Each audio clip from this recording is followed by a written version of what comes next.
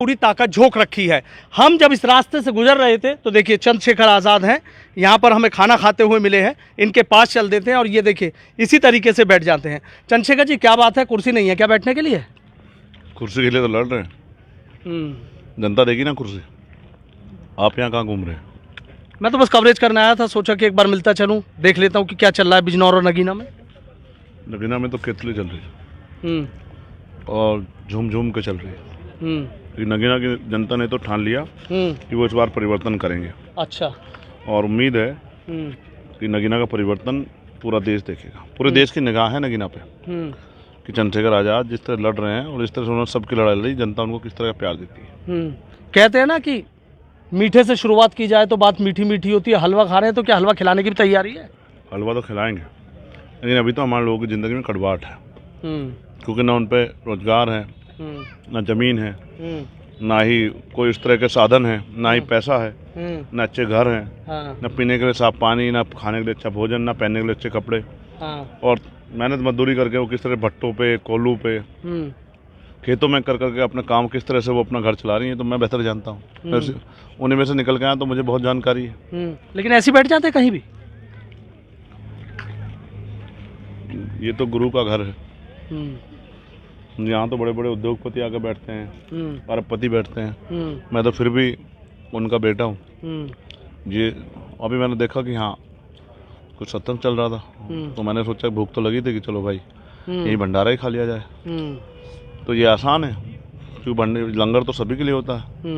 तो मैंने सतगुरु रविदास जी महाराज को माथा टेका और आके फिर जो है। अच्छा, आशीर्वाद ले लिया है उनका? वो तो मेरे साथ हमेशा ही था, उन्हीं की वजह से जिंदा हूँ।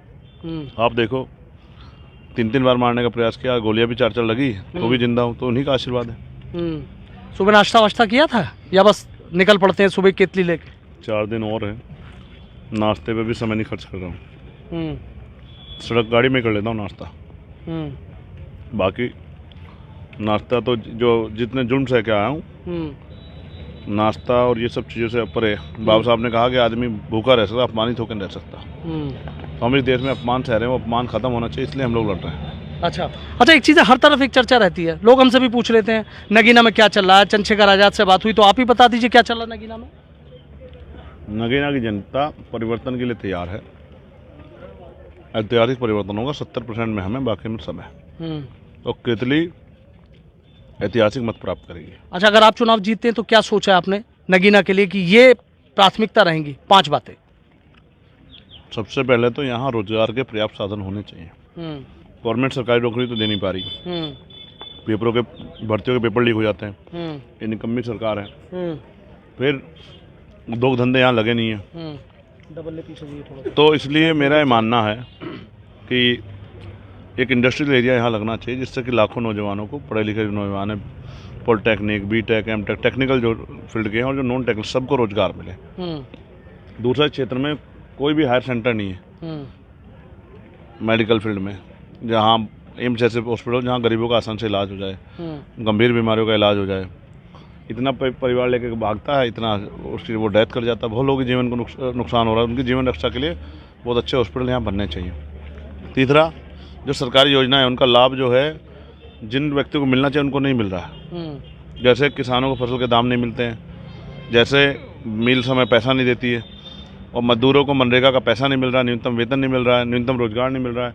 तो जो गारंटियाँ सरकार ने दी है, वो गारंटियों पर भी सरकार खरा उतरना चाहिए। इसका भी हम लोग जो है सोच रहे हैं। एक मेरा मन है यहाँ कि यहाँ अच्छे स्कूल, कॉलेज, यूनिवर्सिटियाँ बननी चाहिए, साथ साथ एक स्पोर्ट कॉलेज भी बने, एक स्पोर्ट स्टेडियम बने और एक स्पोर्ट यूनिवर्सिटी बने, जिससे ग्रामीण प्रतिभा को भी मौका मिले कि भाई वो भी अंतर्राष्ट्रीय और राष्ट्रीय स्तर पर अपनी पहचान, इस क्षेत्र की पहचान मजबूत कर सके।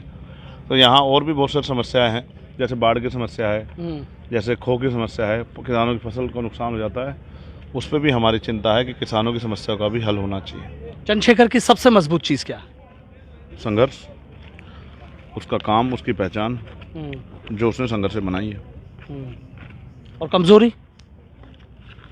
ना पिता मुख्यमंत्री थे, ना माँ, ना बुआ, उन तीनों में से कोई भी मुख्यमंत्री नहीं था। तो राजनीति में तो जो लोग कामयाब होते हैं उनके बच्चों को ही प्राथमिकता दी जाती है, लेकिन इसी परिवारवाद की राजनीति के खिलाफ तो हम लड़ रहे हैं। तो लग रही चीज़ें बदल रही हैं?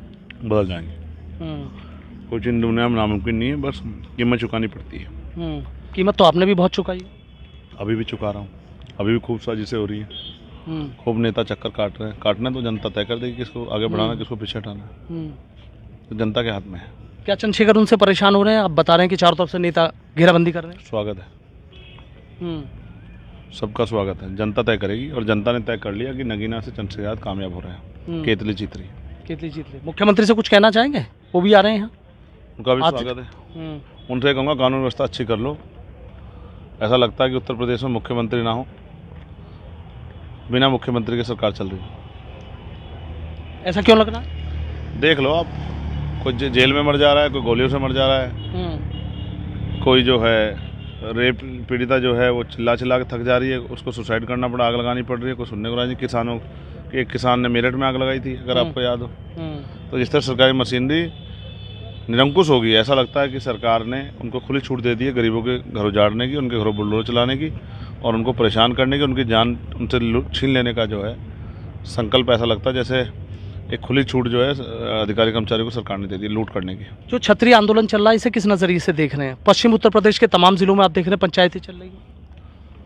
देखिए, किसी को कोई तकलीफ होती तो अपनी तकलीफ का इजहार तो करता ही है, और जिस तरह से सरकार ने सभी जाति धर्मों के लोगों को बेइज्जत किया है, तो ये भी जनता देख रही है, और जो लोग इसको समझ गए हैं वो उसके खिलाफ कुछ ना कुछ तो करेंगे।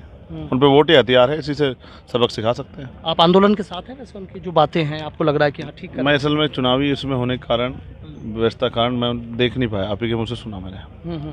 19 तारीख के बाद क्या सोचा है? 19 को वोटिंग हो जाएगी? हाँ, 19 को वोटिंग हो जाएगी, पार्टी जो फिर आदेश करेगी उसका पालन करेंगे। कहाँ जाएंगे चंद्रशेखर? जहाँ भेजेंगी पार्टी। तो सोचा है वैसे? एक ईमानदार कार्यकर्ता है, पार्टी के समर्पित। पार्टी का जो आदेश होगा उसको सर माथे रखेंगे, उस पर काम करेंगे। तो बाकी तो जो है बाकी सब ठीक है, अपने काम में लगेंगे और अपने काम को जो है मजबूत से करेंगे। अच्छा, केतली साथ ही रखते हैं? यही है सब कुछ। इसी अब वहाँ ईवीएम में चंद्रशेखर थोड़ा मिलेगा, केतली मिलेगी। तो केतली को लोग याद रहे तो इसलिए कुछ साथ रखता हूँ। केतली कामयाब होगी तो चंद्रशेखर कामयाब होगा तो गरीब जनता कामयाब होगी। ठीक, बहुत बहुत शुक्रिया। तो देखिए चंद्रशेखर आज़ाद हैं, किस तरीके से बैठे हुए थे। जहाँ मौका मिलता है वहाँ चाय नाश्ता हो जाता है, जहाँ कुछ मिलता है वहाँ खा लेते हैं। अभी बता रहे थे कि मंदिर के पास पहुँचा था, वहाँ भंडारा लंगर चल रहा था तो वो यहाँ पर ले लिया और जीत का दावा कर रहे हैं अपने लोगों के बीच। इसी तरीके से चंद्रशेखर आज़ाद मिलते हैं, जब लोग आते हैं तो उन्हें इसी तरीके से यहाँ पर घेर लेते हैं और नंबर सबके पास। सबसे बड़ी बात जो है, जो भी मांगता है उसको अपना नंबर दे देते हैं और खुद ही अपना नंबर उठाते हैं। दावे कर रहे हैं कि कोई नहीं है टक्कर में, किसी से कोई मुकाबला नहीं है, और जो कह रहे हैं कि जो केतली है उस केतली से बहुत सारी चाय निकलेगी जो नगीना के लोगों का मुंह मीठा करेगी। अब इस दावे में कितना दम है ये आने वाला वक्त तय करेगा।